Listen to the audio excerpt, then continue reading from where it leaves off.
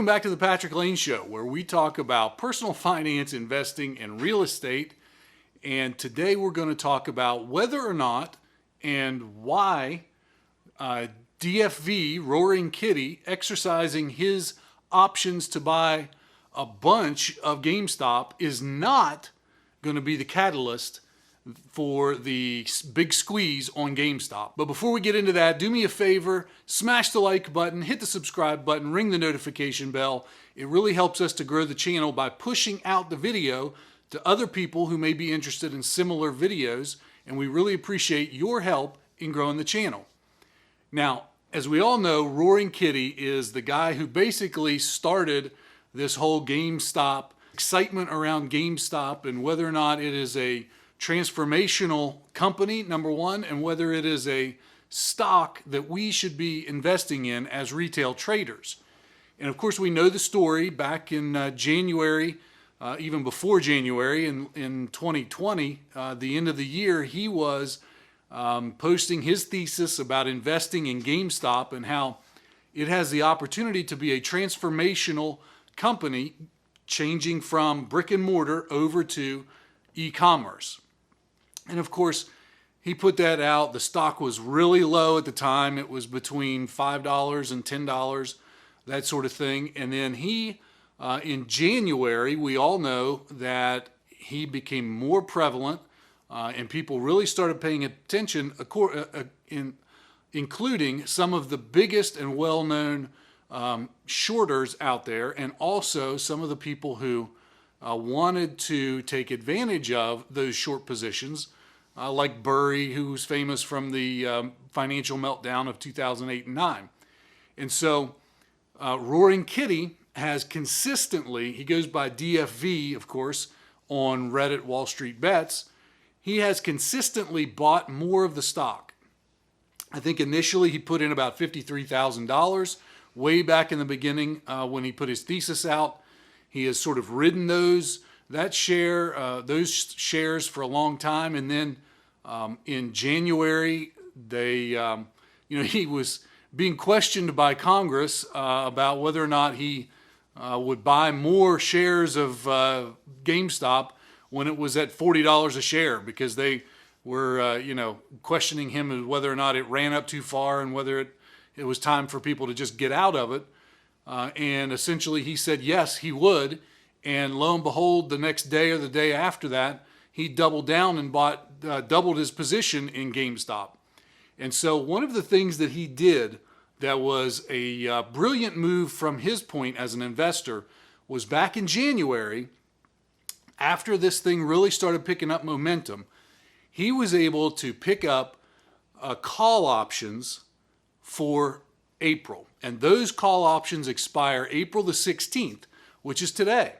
And so, most people back then, in the middle of January, the end of January, even though it was running up, most people out there, particularly the institutional investors, thought that this was just some sort of a hype by retail traders, and, the Robinhood investors, the Webull investors would just get bored with it and go away, right? We would all lose money, and then we would get scared and jump out of the market, and the whole thing would come back to where it was. Well, as we know, of course, the history is that it ran up to $400, and then it's leveled off now. I think today it's, been bouncing around within the 150, 140, 160 range today. So why hasn't DFV caused it to pop? Well, in January, DFV Roaring Kitty bought 500 call options, and those call options expire today. Now, 500 call options means that he actually is buying 50,000 shares if he chooses to exercise those call options. So how do call options work? If you haven't seen the previous video about call options, go back and check that out. But just sort of the basic overview of it in this video, call option is an opportunity to purchase. You have the option to purchase shares at a future time and at a future price. So in this case, DFV Roaring Kitty said, I will buy 500 options contracts, and each one of those contracts is worth 100 shares. 500 contracts, that's 50,000 shares of GameStop. And at that time, whoever was selling those was selling them at a price of $12 per share. Now, then there's a little bit of a premium that you have to pay on each share, which I think, if I remember correctly, DFV's premium per share was like 20 cents or something per share. It was next to nothing. So he has the opportunity today to buy 50,000 shares of GameStop for $12 each, because he's already paid the premium on it. So why will that cause the run up, cause the squeeze, cause the price to go up, or why will it not cause that to go down? That's the big question. A lot of people coming into this were thinking, hey, he's going to exercise his shares. That's going to cause a huge run up. There's all these shares that are you can track on Robinhood, on Webull, on whatever trading platform you use, the call options chain, and see how many shares, how many call options contracts are out there at the different strike prices. A strike price is the price that the purchaser can buy the stock for. So when I say that DFV Roaring Kitty can buy the share at $12, that's a $12 strike price. So you can track that in whatever app you're using that allows you to see call options chains. And so if you look at the number of shares that are out there in the money, and that is shares that are right now, their options contract strike price is below what the actual share price is, plus whatever premium they've paid. So remember I said that he's going to buy them for $12 and he paid maybe a 20-cent premium. So it's going to actually cost him $12.20 per share. So that price, that share price plus that premium, if that adds up, in this case for DFV Roaring Kitty, to $12.20, but any share that's above, that right now is trading above that $12.20, and at the time we're recording this video, it's about $153 a share. So he is deep, deep, deep in the money. He's going to make, $135 basically off of each one of those shares that he purchases today. So you would think that with that many shares coming in one day, that it would cause the stock price to jump. Well, it's not just his 50,000 shares, keep in mind. There's other hundreds of thousands, millions of shares, if you look at the options chain, that are expiring today, April the 16th, and a lot of those are in the money. I think it's about 3.2 million, 3.1 million, something like that, that are expiring today that are in the money. So it's not just his 50,000 shares, but it's over 3 million shares that are expiring in the money today. So why aren't they causing the price to go up and skyrocket? Why is it sort of staying flat or even down 1% or 2%, up 1% or 2%? Why is it kind of sideways today? Well, it's because of the way that the institutional investors, the investment banks work.